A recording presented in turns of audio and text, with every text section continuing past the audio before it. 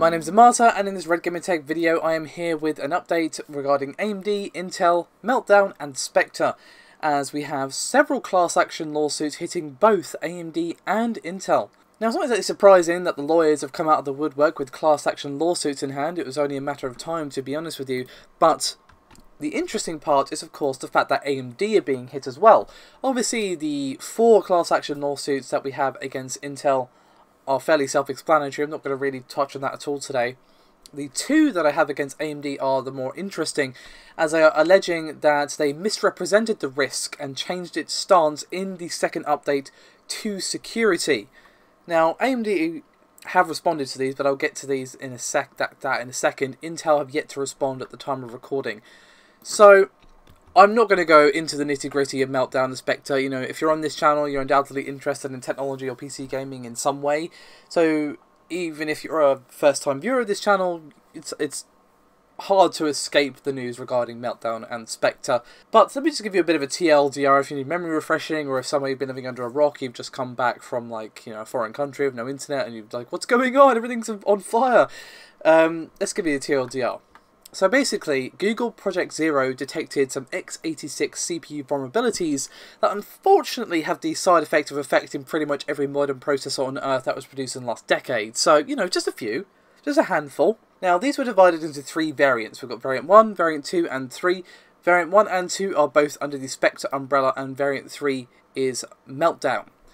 So, Spectre is a bug that made pretty much every modern processor vulnerable, including AMD, whereas Variant 3 is an Intel-only bug because it makes use of some features that AMD does not use in its architecture, so AMD are pretty much immune to Variant 3. Now, there are some concerns regarding Variant 1 in this lawsuit, but the main crux, as far as I can understand, is Variant 2. It's a point of conflict and confusion. So basically, as you probably saw, as you undoubtedly saw the news when it first broke, AMD did state various things regarding all 3 types at the time that it happened.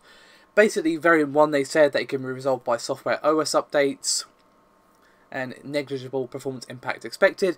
Variant 2 says differences in AMD architecture mean there's a near-zero risk of exploitation in this variant. Vulnerability to Variant 2 has not been demonstrated on AMD processors to date, and of course, Variant 3 is zero AMD vulnerability due to AMD architecture differences. So, as with anything regarding lawyers, lawsuits, especially class action ones, the nitty-gritty wording and the way that things have been said absolutely can make or break things.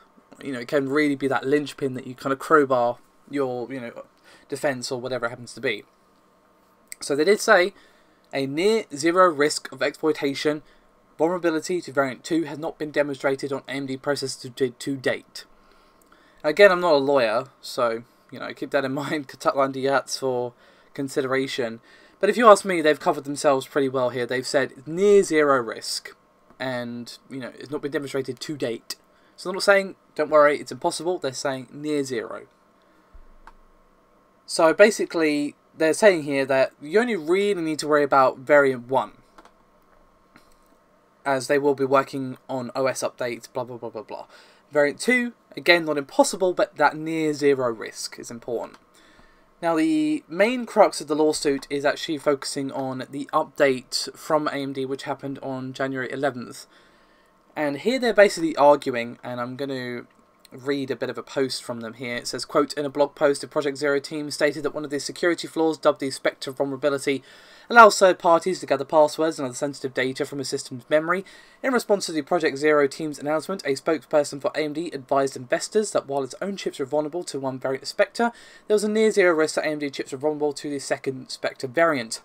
Then, on January 11th, 2018, post-market, AMD issued a press release entitled An Update on AMD Processor Security, acknowledging that its chips in fact were susceptible to both variants of the Spectre security flaw.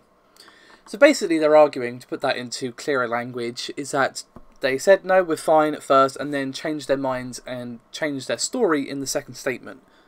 But at least in my opinion, again, not a lawyer, that is not at all the case. If you ask me, they have not changed their original position at all. They haven't even addressed their original position. They have in fact just further expanded upon it and updated people on what's going on. So, again, most of the concerns are regarding Variant 2, but I will mention Variant 1 as it is, you know, also relevant, I would say. So, variant 1 is saying here, quote, GPZ variant 1 balance checks bypassed all Spectre is applicable to AMD processors. We believe this threat can be contained with an operating system patch, and we have been working with OS providers to address this issue. Okay. Then it goes on to say about Microsoft and Linux, but that's not really relevant to what we're talking about here. So let's tuck that under our hats and then go back to what they said originally. And to just refresh you, resolved by software/OS updates to be made available by system vendors and manufacturers. Negligible performance impact expected. Let's play a fun game of spot the difference, shall we? Because I'm not seeing it. I'm really not seeing the difference there, guys. Just saying. No? Okay, no difference? Okay, I mean, again, I'm not a lawyer, but they haven't changed their position at all. They're not saying, oh, we were wrong, blah. They always said that it can be resolved by software updates. But again, they're more focusing on variant 2. So, you know, let's not throw in the towel just yet. So we've got GPZ variant 2, branch target injection or Spectre, is applicable to AMD processors. While we believe that AMD processor architectures make it difficult to exploit variant 2, we continue to work closely with the industry on this threat. We have defined additional steps through a combination of processor microcode updates and OS patches that we will make available to AMD customers and partners to further mitigate the threat. So again, where is the difference? Because here's what they originally said. Differences in AMD architecture mean there's a near zero risk of exploitation of this variant. Vulnerability to variant 2 has not been demonstrated on AMD processors to date. So, if you ask me, again, they have not changed their position. They've always said difficult to exploit, you know, near zero. But again, as I said earlier, near zero is not zero. So AMD being the company that they want to mitigate the risk as much as possible, because, you know, why wouldn't you? Spectre and Meltdown are not something to be just joked about. You know, it's a serious concern for many people. So they're saying, you know, we're going to treat this with the respect it needs, and we're going to mitigate the risk as much as we can with software updates. That's literally all they're saying. They haven't changed their position, if you ask me. So, unsurprisingly, AMD have responded with, quote, these claims are completely baseless, excuse me. So, again, if you ask me, they did not change their position. I can't see any difference. If you ask me, they just expanded upon the position that they already stated. And I think the class action lawsuits regarding this, basically arguing to quote them, quote, mysteriously misleading statement, is on incredibly shaky ground, to say the least. Now, we also have a very interesting article from Seeking Alpha. Now, I'm going to include a link to that in the description below this video. So, basically, what they're looking at in this article, and again, it will be below, is the impact that this had on the market. And not only that, but also the coverage of what was going on by tech websites. Again, see all their sources. And there was an interview by Lisa Su given to Yahoo Finance where she basically said, quote, to clarify for Meltdown, AMD is not susceptible. We don't have a susceptibility to that variant, but with Spectre, AMD is susceptible. So that, again, is what they always said. They never said they weren't susceptible. They just said it was near zero, which is not the same thing. So, you know, unsurprisingly, the market didn't take this particularly well, especially with Intel, because obviously they were hit harder. But after this interview, AMD stock dropped fairly significantly, about 4%.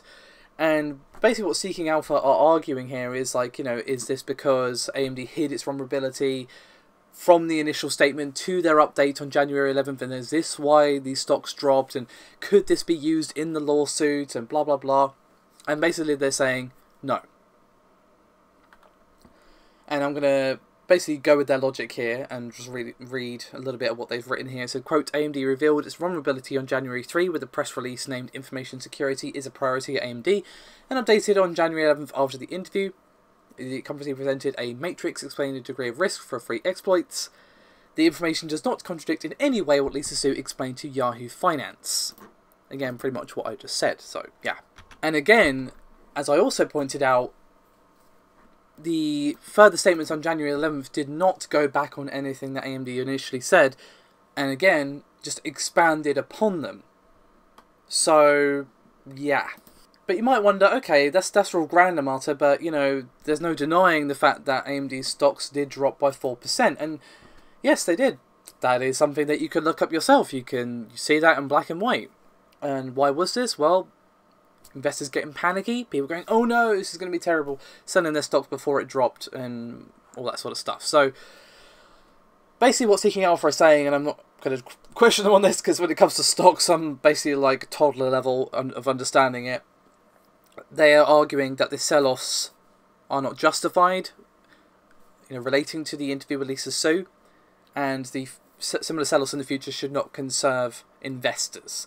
So that's obviously, AMD are talking to us as consumers, but as a big corporation, they're also talking to their investors as well when they say stuff like this, because it does affect them if customers worldwide are pissed because their security has been compromised for however many years without them even knowing. So they're basically saying that these sell-offs were not justified. It was perhaps panic, something other, just the interview going, and people will perhaps just try and take advantage of the situation, perhaps banking on something horrible happening, that kind of thing. But basically they're saying not justified at all, because Lisa Su did not change AMD's original position.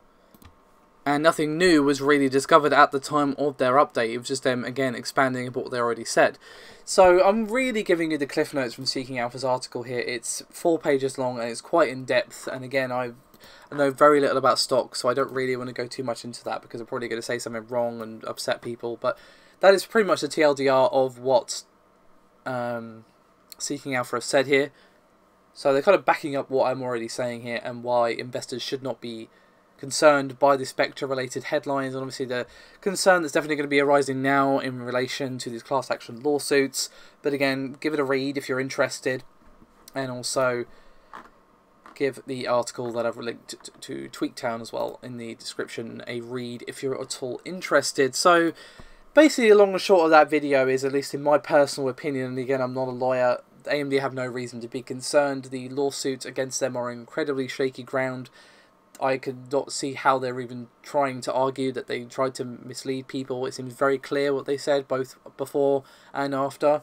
So, yeah. Let me know your thoughts and opinions. As always, though, guys, your support is always appreciated. Thank you very much for watching, and I will see you next time. Bye-bye.